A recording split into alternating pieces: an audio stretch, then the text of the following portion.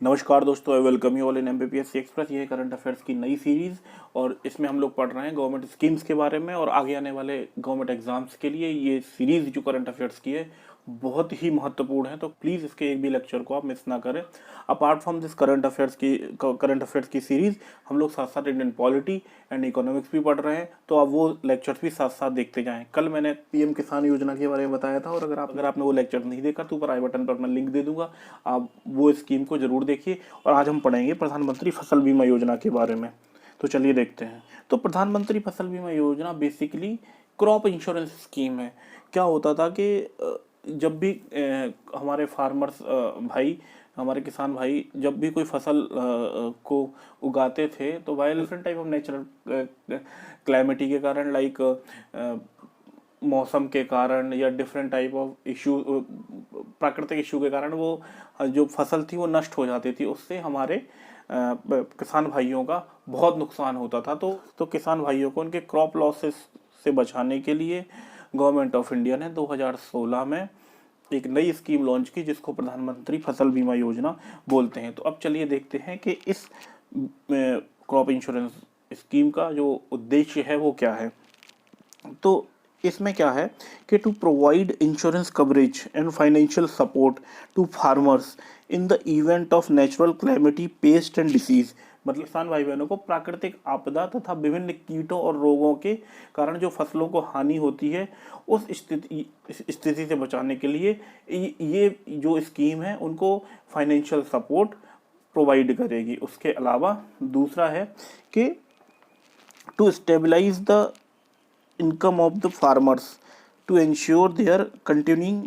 Farmer क्या होता था कि भाई उनको प्रॉपर इनकम नहीं हो रही है तो may be they will be discourage कि वो फार्मिंग करें।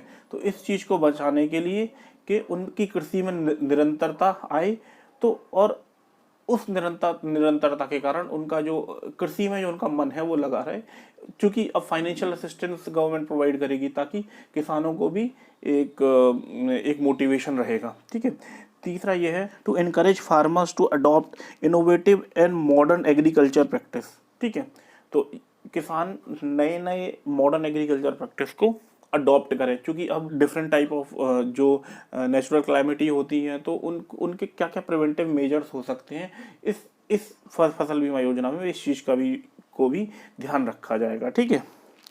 अब इसमें जो बेनिफिशरीज हैं वो कौन कौन होंगे, तो इसमें ऑल द फार्मर्स, मतलब जो भी शेयर क्रॉपर हैं यानी जो खेतिहार मजदूर हैं या फिर जो टेनेंट्स हैं और या फिर जो सभी टाइप के किसान जो कि नोटिफाइड एरिया में नोटिफाइड क्रॉप जो बताया गया वो क्रॉप अगर उगाते हैं तो उन सब लोगों को ये स्कीम का, वो सारे लोग इस स्कीम का लाभ ले सकते हैं। ठीक है। अब इस स्कीम के सेलिएंट फीचर्स क्या क्या हैं, तो अब देखते हैं सेलिएंट फीचर क्या क्या है, ये ध्यान रखिए। तो ये जो स्कीम है वो ये सेंट्रली स्पॉन्सर्ड स्कीम है। कल मैंने जो पीएम किसान योजना बताई थी वो सेंट्रल सेक्टर स्कीम था। उसमें क्या था कि 100% financial assistance by union government, लेकिन ये क्या है, ये सेंट्रली स्पॉन्सर्ड स्कीम है। मतलब इसमें part of finance will be provided by union government and part of finance will be contributed by state government। इसलिए इसको सेंट्रली स्पॉन्सर्ड स्कीम बोलते हैं कि सेंट्रल की तरफ से, यूनियन गवर्नमेंट की तरफ से स्पॉन्सर किया गया है, इसलिए इसको central government centrally sponsored scheme बोलते हैं। ठीक है। अब दूसरा क्या है कि इसमें क्या है कि जो इंश्योरेंस का जो प्रीमियम है, इस प्रीमियम को डिफरेंट काइंड ऑफ फसल, मतलब different type of crop, like kharif की फसल और रबी की फसल और जो कैश क्रॉप है, इसमें एक स्लैब बनाए गए हैं कि भाई एक पर्टिकुलर फसल के लिए आपको इतना प्रीमियम देना होगा और एक पर्टिकुलर फसल के लिए आपको इतना प्रीमियम देना होगा। ये चीज़ें इसमें डिसाइड की गई। तो इसमें क्या है कि खरीफ की फसल के लिए किसानों को 2% प्रीमियम देना होगा। ठीक है, अपनी फसल का, और जो रबी की फसल है उसके लिए 1.5। ठीक है।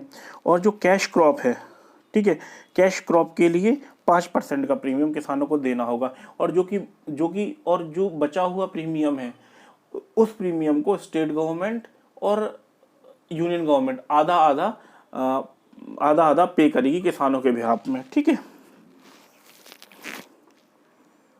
अब इसमें क्या है कि कुछ चीज़ें और हैं, कुछ चीज़ें और समझते हैं कि जो सब्सिडी है, जो इरिगेटेड एरिया है, जो मतलब जो जिसमें जहाँ पर सिंचाई की व्यवस्था है, ठीक है, उस एरिया में सेंट्रल गवर्नमेंट ने अभी रिसेंटली जो उसकी सब्सिडी थी उसको 50% से घटा के 25% कर दिया है।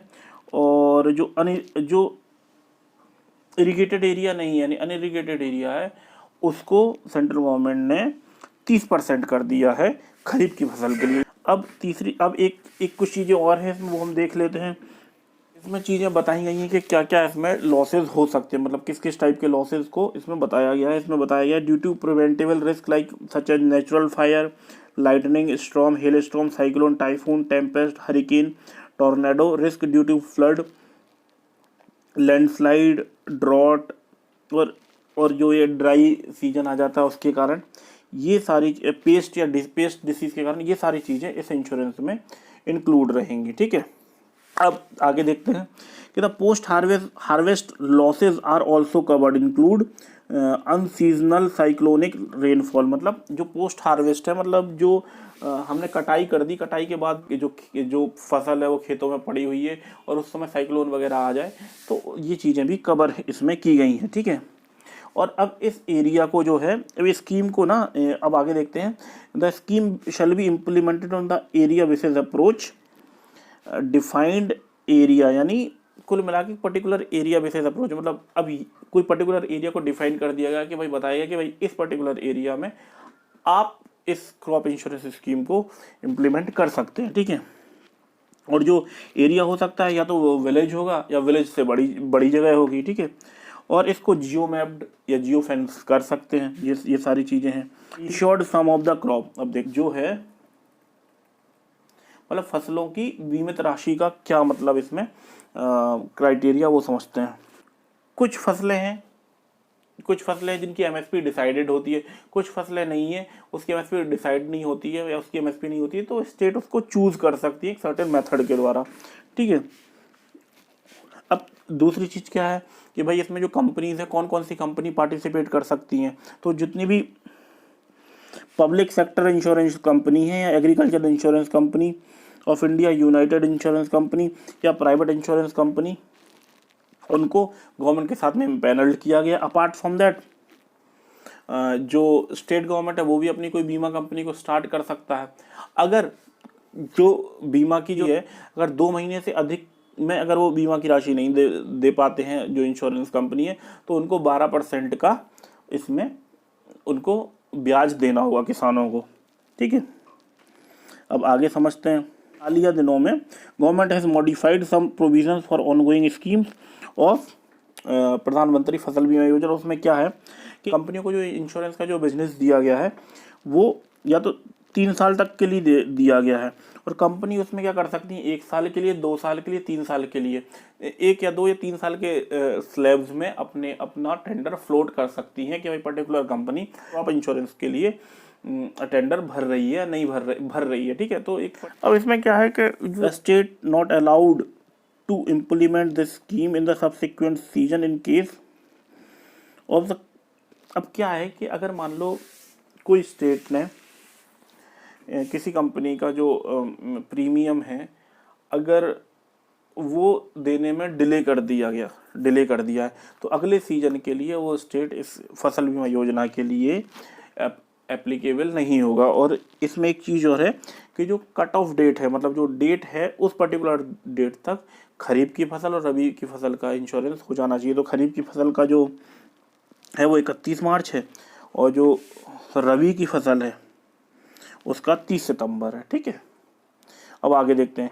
रिसेंटली क्या हुआ है कि महाराष्ट्र गवर्नमेंट ने लैंड रिकॉर्ड को प्रधानमंत्री फसल बीमा योजना का जो पोर्टल है उससे इंटीग्रेट कर दिया गया है, जिसके कारण it will facilitate the online access of land detail to farmers and solve the issue over the insurance and prevent insurance of ineligible. मतलब अब लैंड रिकॉर्ड ही पोर्टल से इंटीग्रेट कर दिया, तो अगर किसी भी तरीके की समस्या ग्रीवांस आता है तो उसको डिजिटली उसका समाधान हो सकता है। दोस्तों ये था हमारा फसल बीमा योजना। इसको आप थोड़ा सा और पढ़िएगा। मैं और सिंप्लीफाई भी कर सकता हूँ, लेकिन चूंकि समय का अभाव है तो मैं इसको स्लाइड्स को प्रिपेयर ना करके और जिस मैगजीन से विजन पीटी 365 से मैं इसको पढ़ रहा हूँ और उसी स्कीम उसी विजन की का जो स्क्रीनशॉट है मैं इसमें अटैच कर रहा हूँ। तो आप इस लेक्चर को दोबारा देखिएगा और कहीं डाउट आए तो आप मुझे कमेंट करके ज़रूर बताइएगा। और बाकी लेक्चर्स को भी आप ध्यान से देखिए और उनको रिवाइज कीजिए, क्योंकि अब समय बहुत कम है एग्जाम्स के लिए। जितना करंट अफेयर्स मैं बता रहा हूँ, अगर आप उतना करंट अफेयर्स भी कंप्लीट कर लेंगे तो it is more than enough for any exam. ठीक है, तो चलिए दोस्तों फिर पढ़ते रहिए। और अगर ये वीडियो पसंद आया तो वीडियो को लाइक कीजिए, चैनल को सब्सक्राइब कीजिए और अपने दोस्तों के साथ शेयर कीजिए और पढ़ते रहिए। Thank you.